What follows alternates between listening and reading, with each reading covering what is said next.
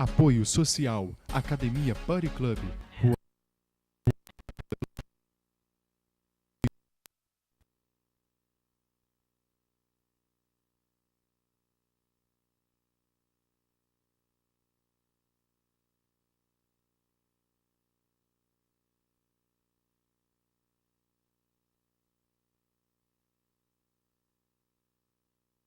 Apoio Social, Academia Buddy Club, Rua Professor Pinto Ferreira, número 22, Centro.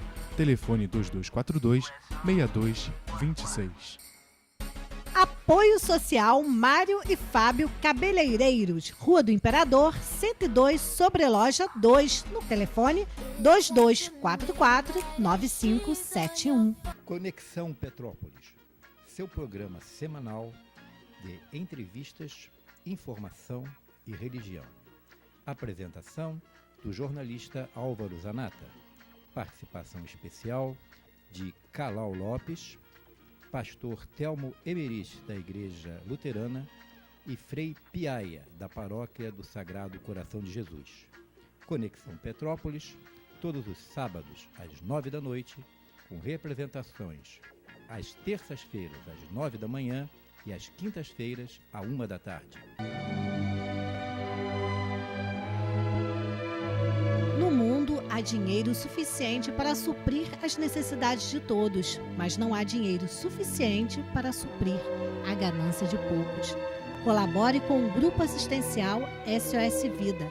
Banco do Brasil, conta corrente 1587, meia, dígito 3, agência 0080, dígito 9. Participe. Em Foco, sua revista semanal de festas, eventos e entrevistas. Todos os sábados, 8 horas da noite, com reapresentações quarta-feira, às 8 horas da noite e sexta-feira, 1 hora da tarde.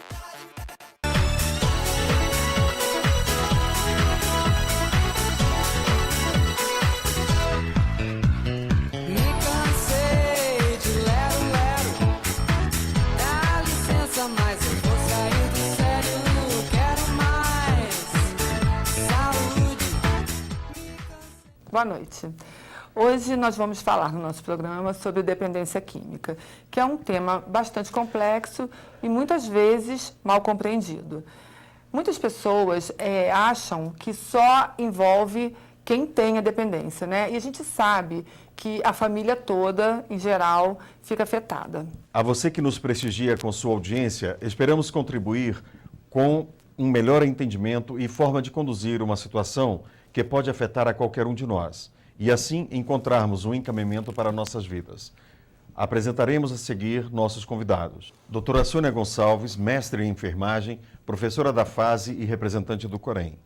Verônica Barroso do Amaral, que é conselheira em dependência química da Clínica Jorge Jaber, no Leblon, e também estudante de psicologia.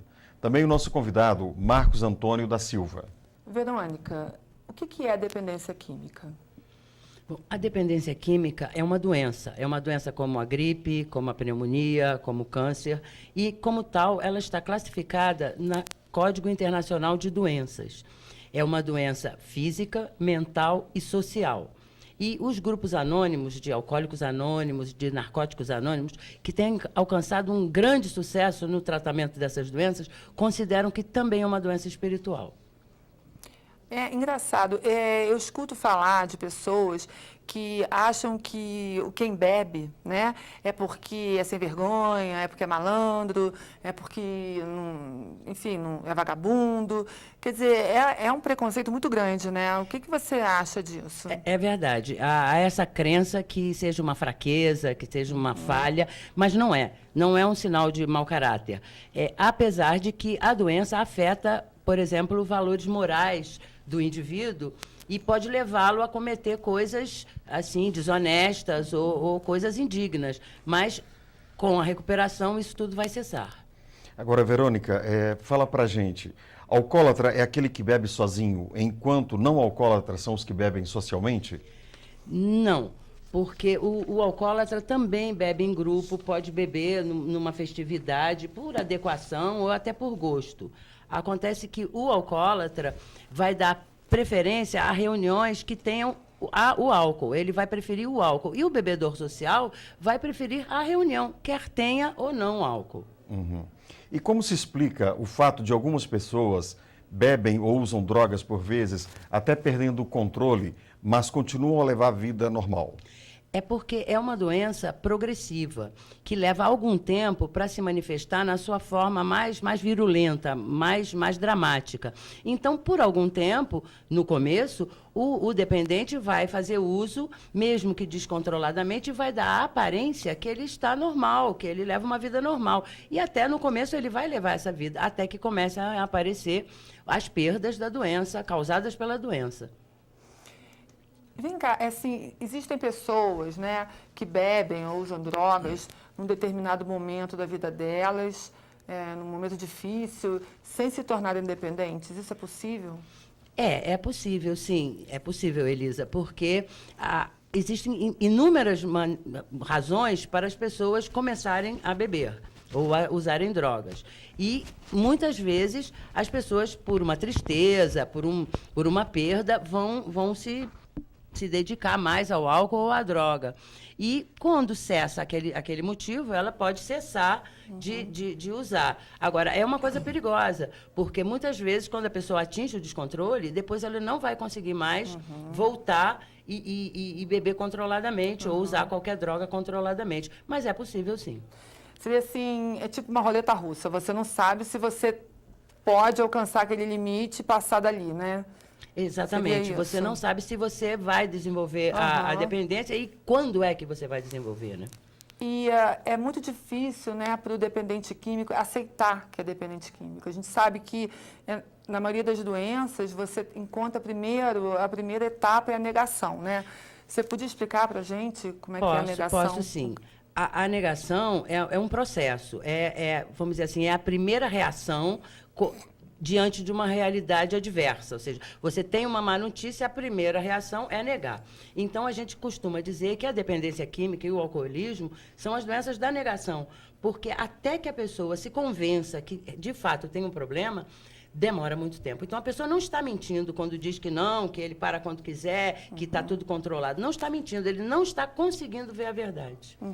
Agora, Verônica, existe algum teste para verificar se a pessoa é um dependente químico? Não existe nenhum exame, não existe nenhum teste que ateste isso. A gente pode diagnosticar numa minuciosa consulta médica ou numa consulta psicológica. Aí você pode descobrir se a pessoa dá sinais de ser um dependente. Outra questão, o fator econômico. A dependência química atende preferencialmente as pessoas de baixo poder econômico? Explica isso para a gente. Não é verdade. A dependência química atinge igualmente ricos e pobres, gordos e magros, jovens e velhos, homens e mulheres. Acontece que, para se manter a saúde, é preciso um certo poder econômico. E tanto o alcoolismo quanto o uso de drogas, a dependência química, ele vai minando a saúde. Então, se a pessoa tem recursos econômicos, ela vai demorar mais para aparecer, ela não vai precisar roubar, ela vai ficar menos doente, ela vai se cuidar mais. Então, dá a impressão que pessoas de menor poder econômico podem ser mais afetadas por essa doença, mas não é verdade. E quer dizer que, então, você falou que tem várias causas, né? A dependência química. A depressão pode ser uma delas? Não, porque as pessoas alegam muito assim, que bebem porque estão deprimidas, que se drogam porque estão tristes, ou porque perderam um parente ou um amor, principalmente um amor. Perderam um amor, perderam um parente, perderam uma posição social, um emprego, alguma coisa assim. Mas, quando a gente vai investigar bem, o mais das vezes aparece que foi o contrário. Que a pessoa talvez perdeu esse emprego, talvez perdeu esses bens, talvez perdeu esse amor, exatamente pelo uso excessivo da droga ou do álcool. Mas, assim, pode começar com uma tristeza, então?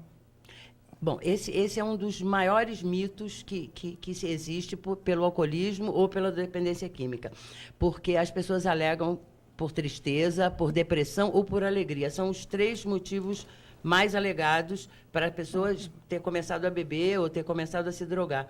Mas não é verdade. As pessoas alegam isso e E não é verdade. É verdade que você bebe ou se droga e fica dependente por uma predisposição genética, ou eu acredito que qualquer pessoa que usar muito acabará desenvolvendo uma dependência. A dependência química pode levar à loucura? Sim, pode levar à loucura. A esquizofrenia, que como os leigos, a doença que os leigos mais chamam de loucura é a esquizofrenia.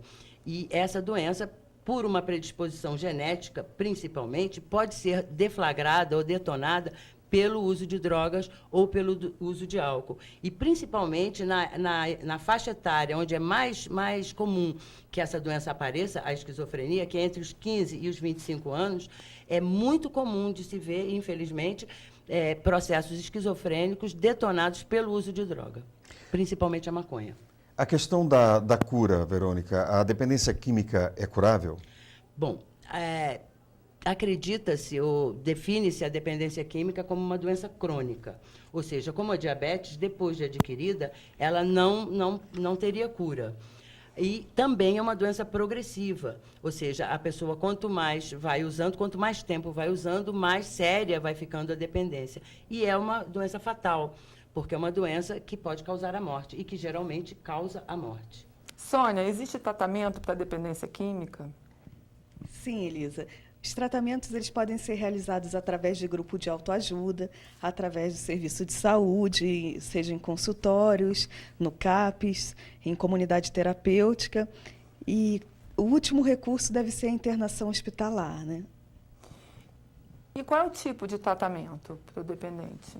Bom, primeiro, o dependente químico ele deve ser tratado, né? Não pode ser esquecido que é um ser humano digno de respeito, que ele tem um problema como um outro qualquer, né? Então, ele tem que ter um atendimento humanizado, de forma integral, visando a redução de danos, a reinserção dele na sociedade. Sônia, qual o profissional mais qualificado para tratar o alcoolismo? Cal, eu penso que não existe um profissional mais qualificado, né? Na equipe de saúde, integra essa equipe um enfermeiro, um médico, um psicólogo. O conselheiro de dependência química é fundamental no tratamento. Então, acho que o que existe é uma equipe interdisciplinar trabalhando em conjunto. Uhum. E quais são as metas e objetivos do tratamento? Bom, o tratamento ele visa, primeiro, a redução de danos, né? A política do Ministério da Saúde, a política de redução de danos, ela visa minimizar os problemas decorrentes do uso abusivo de álcool e drogas. Não necessariamente, então, nesse primeiro momento, né, às vezes eu acho que é importante a gente colocar que muitas vezes as pessoas falam da abstinência, ou seja, de cessar o uso, né? E nem sempre o momento, o primeiro momento é o momento que tenha que visar a abstinência, né? Muitas vezes as pessoas abandonam o tratamento por causa disso. Então, na verdade, há de se priorizar a redução de danos, ou seja, trazer uma melhor qualidade de vida para aquele indivíduo, reduzir as complicações decorrentes do uso e abuso de drogas. Sônia, onde o dependente químico que deseja ajuda deve procurar atendimento? Cal, o dependente químico ele deve procurar atendimento onde ele se sente mais seguro, né? Na verdade, há uma rejeição, né? Há um preconceito grande que dificulta a procura do atendimento. Então, na unidade de saúde, a primeira porta são as unidades básicas de saúde. Hoje, o programa de saúde da família está em quase toda a região, né? Ou seja, na própria comunidade, ele tem a facilidade de estar procurando esse atendimento. E cabe ao profissional de saúde que está ali também reconhecer que aquele é um momento já de início, de procura ao tratamento, mesmo que muitas vezes esse motivo, né, não venha sendo claro, que é a dependência química. Então, cabe ao profissional de saúde estar atento a isso. Existe o programa do Ministério da Saúde chamado Apoio Matriarcal, que é justamente para capacitar esses profissionais das unidades básicas e estarem atendendo, né, essa demanda, essa população que chega, e através de um intercâmbio com o Serviço de Saúde Mental do município, né, esse profissional, então, vai estar apto a estar atendendo dentro da própria comunidade. Eu acho que a gente também deve falar das empresas, né, que a necessidade de